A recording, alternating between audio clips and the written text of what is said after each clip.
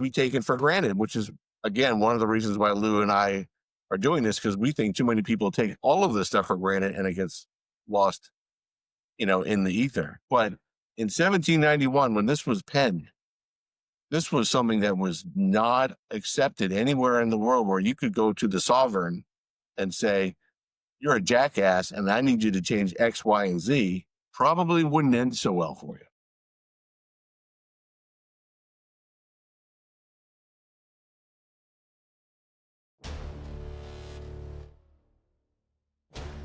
Welcome to the Republic Podcast, where history meets scrutiny and facts matter. Join Rob and Lou as they dive deep into the foundations of American democracy, dissect the laws that shape our lives, and challenge the narratives behind today's headlines. From forgotten chapters in the U.S. history to the legal truths they didn't teach you in school. This is your front row seat to get informed, unapologetic conversation. We have an American republic, if we can keep it. Now, let's get started.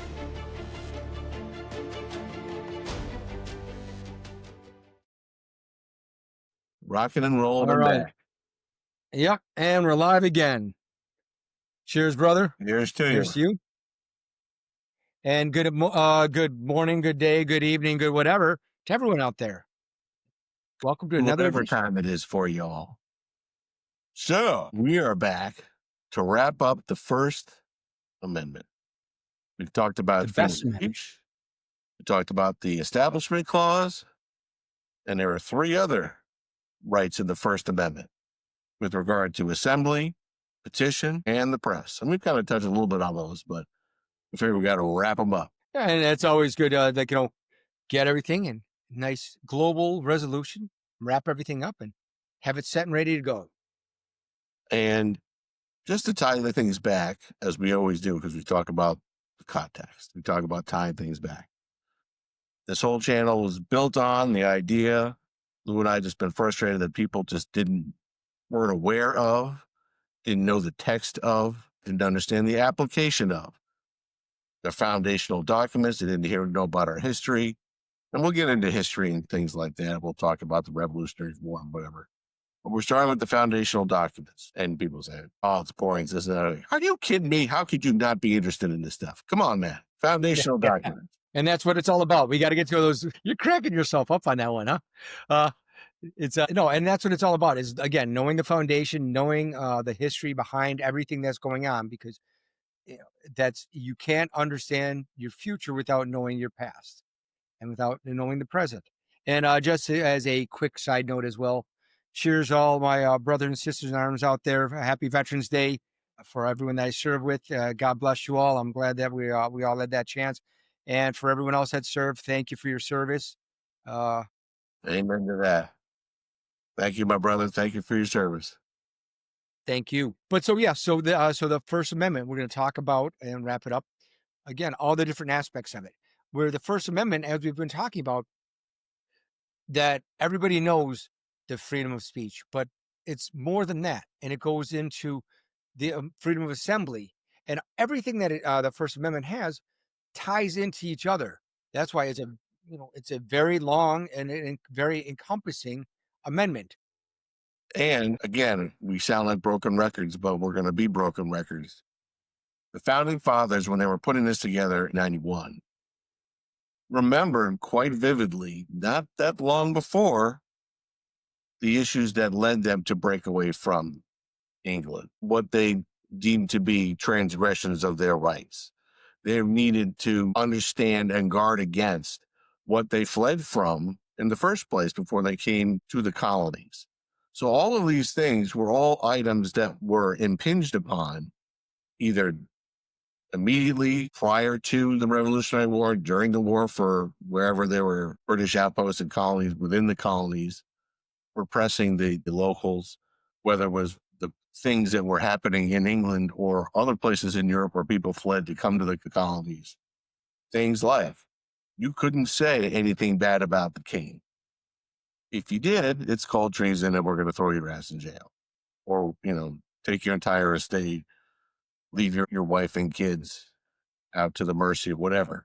So we have things like the freedom of assembly, the freedom to petition the government for their grievances, and the freedom of the press. Right. And I mean, and the core of this one, as we're seeing from a lot of different things, is also the freedom of assembly, not just being able to say something, but being able to associate with the people that you want and not being prevented from being able to go like for Rob and I. We can, this is a part of it, part of the freedom of assembly. We can associate with whoever we care about, and the government cannot do anything to stop us from doing that, short of it being a criminal conspiracy or something else along those lines. But simply saying words and doing certain things without more, it's difficult to, that's what the First Amendment's about, is being able to talk to who you want to, about what you want, where you want, when you want. And we've already talked about the And freedom of we the talked about there Establishment Clause. being, And yeah, and we yeah, talked about for the freedom of assembly. Yes, there are, spoiler alert, like we talked about last time, there are limitations to every right. It isn't just grandiose. You can do whatever, whenever, however you want. Just we talked about with the freedom of speech, just like I think it was Justice Oliver Wendell Holmes in a famous court case said, no one is free to say, yell fire in a crowded theater. And there are limitations if you're going to say something that is clearly either or do something that's illegal or it's directly going to lead to someone's harm or the harm of people. So with the freedom of assembly, you hear about you had to have a permit in order to have your march or whatever, and that's fine. So they can organize and they can make sure everyone stays safe. But you still have that right to assemble. And we've seen in recent years, perhaps decades, building up, that the freedom of assembly becomes not just expressing yourself, but it becomes, sometimes it becomes a flashpoint, if you will, for violence. So we need those kind of boundaries where they say you need to get a permit before you start marching through, for example, Central Park or over the Golden Gate Bridge or whatever. So, the authorities know how to handle it. They know how to safeguard things and keep people safe. But as we say, the right is still there. yeah, and the I mean, again, drawing upon my own experiences, coming from being a town councilor for a town that I lived in previously, it also came down to being able to do certain restrictions where the town is also concerned about its own liability as well, where we would place, when we had people during the period of George Floyd and all the gatherings and the protests that were going on during that period of time, that we were able to say, look, okay, you're allowed to do this. We are not preventing you from assembling when you want, where you want, and saying whatever you want. Our restrictions are not placed on any of that.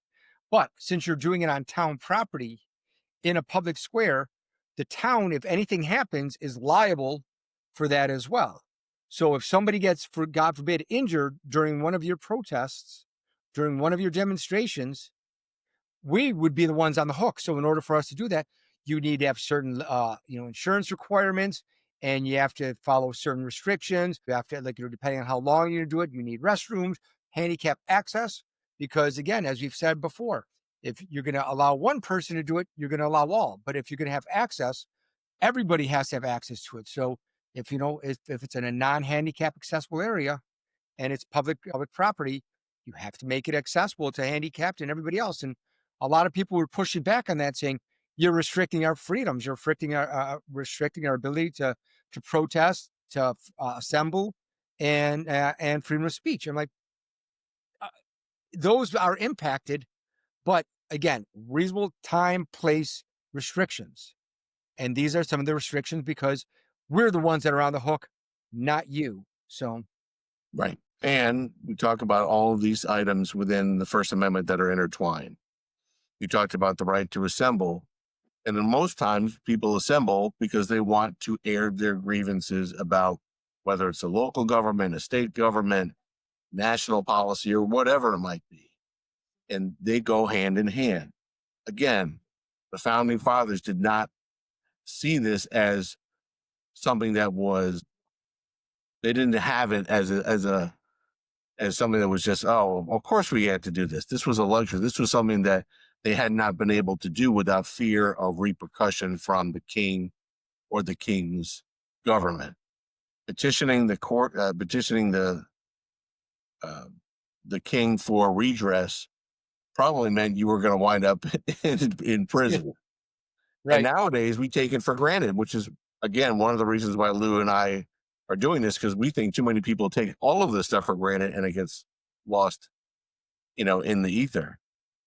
But in 1791, when this was penned, this was something that was not accepted anywhere in the world, where you could go to the sovereign and say, you're a jackass and I need you to change X, Y, and Z. Probably wouldn't end so well for you.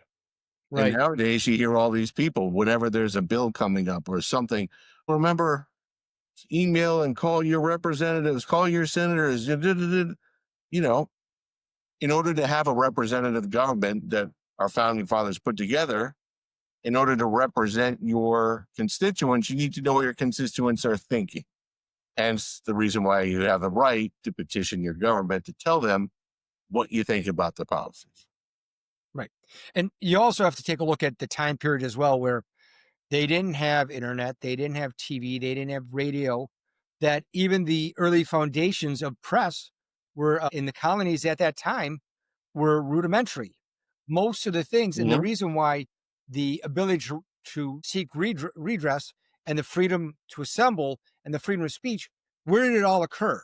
Occurred most of the time in the town, town green.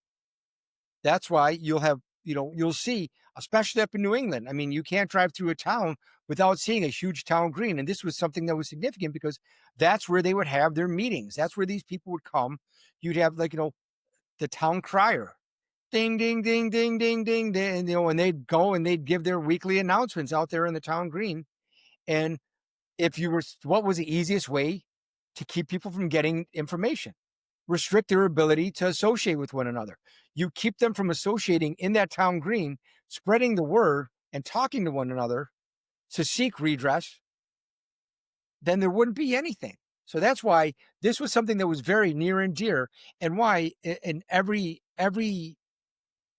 account of when they were writing the Declaration of Independence and the amendments to the Constitution, why this was first and foremost, because this is the one that was most important to them. Exactly. And as Lou said, we didn't have the social media, the newspapers, the television, the radio, all that other stuff at that time. What limited press that they did have was very circumscribed. It was very small cadre of people who were doing it, but they were frightened for their own selves. And a lot of times things were published anonymously under pseudonyms, for fear that if the government ever found out who was writing it, again, they'd be locked up and thrown in prison. So freedom of the press, again, so unbelievably centrally baked into this cake, which people take it for granted. Think about the last, I don't know, we're recording this toward the end of 2025. In the last 5 years, I'd say 10, but really 5 years, what has been known as the establishment media, whether it was television, whether it was radio, whether it was magazines or whatever, has been significantly deflated with the rise of the I don't know what to call them, like the local journalists, the people, the person on the corner, whoever. They have a phone now. They have you go online, you got everything from left wing, right wing, centrist, whatever, which isn't really, and if you're looking for news, it really ought to be unbiased, whether it's right wing, left wing, centrist, whatever, but you should just be able to relay events. I'll get off my soapbox. But it undercuts the fact that back in the day, people were worried about publishing something for fear of having something being swiped off and thrown into prison. Nowadays, everyone's out being a journalist. The information perhaps is an overload. I said something to Lou earlier today. It's like, there are a couple of different social media facets that it seems like if I wanted to get a drink of water, out of this particular social media news channel, it's more like putting your face in a fire hose because there's so much stuff coming out. But again, it relates to what we are today. On my way home, I was listening to the news, and there were some outlets in Europe where they don't have the First Amendment protections, and these local journalists have been thrown in jail because the police didn't like what they were saying, or they were recording things that were insensitive or problematic for the government. It's even happening now in 2025 in Europe. So Right. be I mean, and thankful for the protection. right. And the one thing about the press, I mean, you don't hear this term very often anymore, but when we were growing up, it was called the fourth estate. Well, Mhm. why was it called the fourth estate? Because it was its job, and the press saw its job as overseeing the operations of the other three established estates of the government, the executive, legislative, and judiciary. And so they saw themselves as the fourth estate, that they were there to be the check and balance on power and to let people know what was going on and being able to say, this is what it is. And the whole issue, whenever and I have friends who are journalists and take their oath of being a uh, unbiased journalist very seriously. But it's very difficult because everybody has their own opinions, and no matter what you have, there's always going to be that issue of how much do your opinions affect your reporting. What we're seeing nowadays is where a lot of people are saying that the press is biased one way or the other. This and that us or about the press where like we were talking about earlier in one of the earlier episodes when you had the one late show comedian who was sanctioned by Disney. Jimmy Kimmel was sanctioned by Disney because of something that he said. That stuff like that isn't new either. That going back to uh, back around World War II, and then the time that you had yellow journalism, they were calling it, and then the McCarthyism and everything else, where people would write articles and they would be sanctioned or they'd be blasted by other members of the press or the government or companies because companies are always running the press. I mean, it's a business where it's a very serious part, but it is still a business. And so you would have the owners of these various newspapers coming forward and telling their journalists, no, you can't write this. It's only, you know, it's only because of these freedoms that they don't have to worry about, as Rob was saying, being arrested and thrown in jail. And Does that mean that remember, again? okay, No, I was going to say that again doesn't mean, as we've talked about before, that freedom of speech, freedom of expression doesn't mean freedom from the effects of it. But that's always going to be there. That's no matter whatever you say, and it's the one thing that it was drilled into me when I was a watch officer overseas, and especially as a prosecutor. Never make a comment, never do something that you would not expect to see on the front page in the nightly news, you know, being blasted all over everywhere. If you don't want that to happen, then you shouldn't be doing what you're doing. Expect that whatever you're going to say is being out there, like we are right now. By us putting our expressions out there, we know not everybody's going to agree with us. That's part of the open discussion, and we're welcoming that. So, right. And I'll dovetail with that last time, just the next thing I say. But for everyone out there who's been watching us, remember that there's a difference between what happened to Jimmy Kimmel from a freedom of speech perspective versus a press perspective. The freedom of speech, he can say what he wants, how he wants. The fact that he was removed from the air for a certain time because his employer didn't like it didn't infringe upon his freedom of speech, because it wasn't the government doing it, which is what we're talking about in the First Amendment. But also, as Lou said, you're an employee of a corporation. If they don't want you to be the face of their corporation from what you're representing, that's the corporation's choice. But getting to what Lou just said with regard to the open dialogue, one thing I was in between these episodes, I went back and I went to a publication that was talking about Thomas Jefferson, and he's talked about, because Thomas Jefferson really was pushing the idea of freedom of a lot of these freedoms in the First Amendment when he penned the Virginia State Constitution. And there were 4 different cores from which applied to the First Amendment that he felt very dear to. One was the freedom of conscience, because people have a duty to think for themselves and not have the government think for them. That's number one. Second is the free speech makes the representatives accountable to us, the people. Again, so this is the assembly and the petition parts of the First Amendment. Free speech is necessary for the discovery of truth. That was a big thing for Thomas Jefferson. I think it's actually on his tombstone. It comes out when there's more speech and not less of it. And the final thing was that free speech is necessary for the public discussion and necessary for self-government. He encourages everyone, and he encourages us today, even from the grave, from his words that he penned. Open discussion is necessary for this republic, and that is voiced in the First Amendment. The discussion, to be able to have the freedom of religion, to be able to talk about different religions, to talk about this and not be afraid to talk about it, to assemble and petition, getting together, exchanging ideas, the freedom of the press to report on things. Hey, this is what's going on. This is what's happening here. Let's talk about this. And of course, overlaying it all, the freedom of speech, so that the government can't tell you that you can't do this or say that without an absolutely very important, compelling reason not to. And there are, like we said, there are limitations. Can't yell fire in a crowded theater, that kind of thing. But absent those exigent circumstances, those are the four principles that wrap up the First Amendment in a nice little bun. So I think, anyway. No, I agree. I mean, I think I agree with you. No, it is a nice little bun. Thank you. I appreciate that.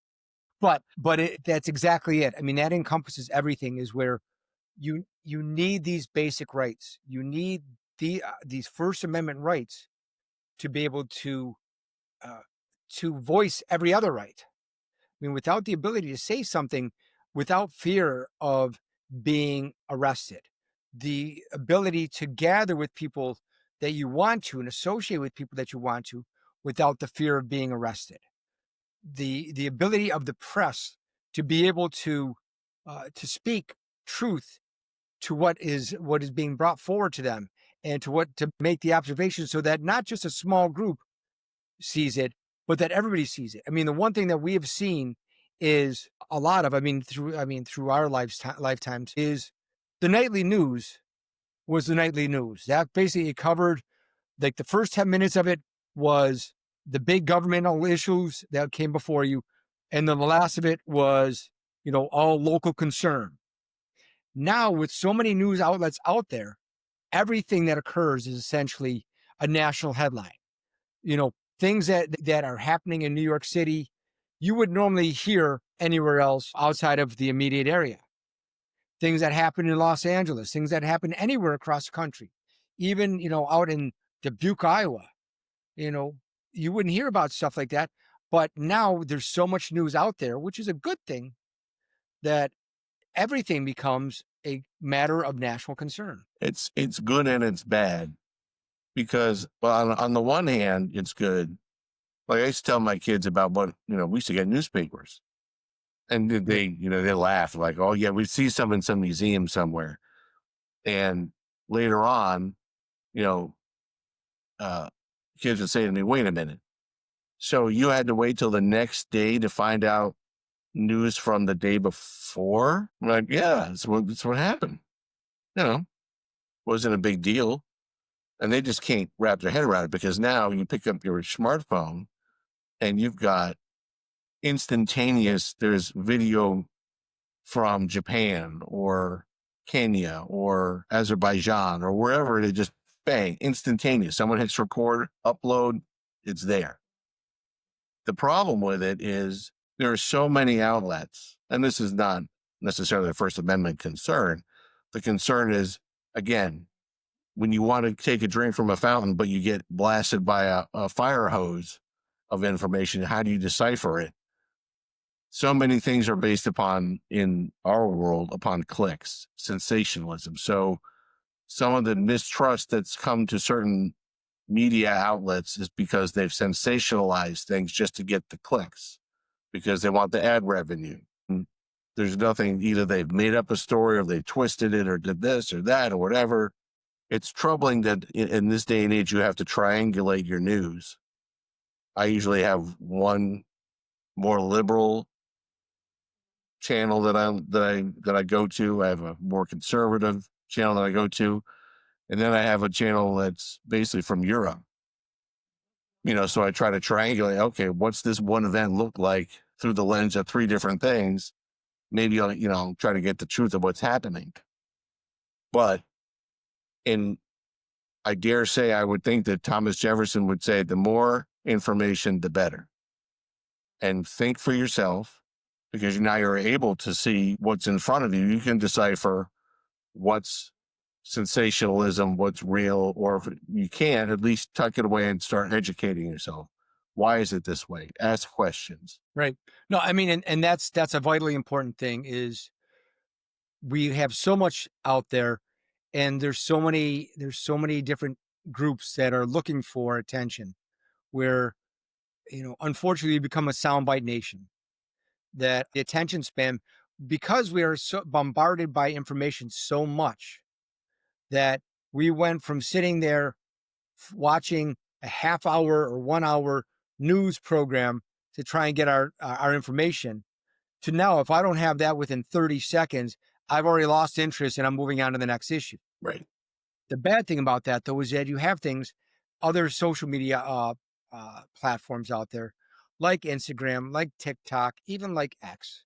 Not that I'm blasting any of them, but you have to be cognizant enough to realize that a lot of the things that come out there, it'll have a sensationalized headline, and you have to read to like the fifth paragraph to actually find out what the reality of the story is, or that it's even not truthful at all. And I hate saying fake news or anything like that, but there are certain things where there's people out there, there's bad actors out there that may be providing poor information. So it's as a citizen of the United States, in order to better keep yourself better informed and be a better voting constituent, it's incumbent upon yourself to educate yourself and to read some of these stories, and not just get that one click on Instagram where it's like, oh, I see this meme that says this, that must be true, when it's not. Right. And that's unfortunate. But But you know, it's that freedom that we have to make sure that we get that information, which is something that's so vital. and it's the freedoms that we have taken for granted for so long. Right. And in some ways, the dumbing down of America with these, training people's brains to have the 5-second rule, or if I can't get, some little endorphin rush of something in 5 seconds, I turn the channel. It's got to be sensationalized for me instead of actually sitting down and reading like we should do with the newspaper. Okay, hold man here talking. Yeah. But at the end of the day, this is still incumbent. And as Jefferson was talking about, it's the incumbent upon you have to be able to find the truth, seek the truth, and free speech is necessary for the discussion, have open discussion, having the opportunity for freedom of conscience, as he said, is an unalienable right, because people have the right and the duty to think for themselves. That is lost upon a lot of us with that 5-second rule. Please, oh please, everyone out there, I don't care where you are in the country, what you believe in, whatever, but think for yourselves. Think critically, and know you have the ability to do that in this country. Research things, ask questions, talk about things. Whereas in other countries, you don't have that right. Hence the First Amendment. And one of the, I mean, not to keep circling back around, but I'm going to circle back around this one. There's news. I mean, just if you take a look at some of the news that's on today, that you have other stories about other countries where that the press was shut down when there was an uprising. Like you had Malaysia. Every time that you see any type of uprising in a foreign country, what's one of the first things that always happens? The press is shut down.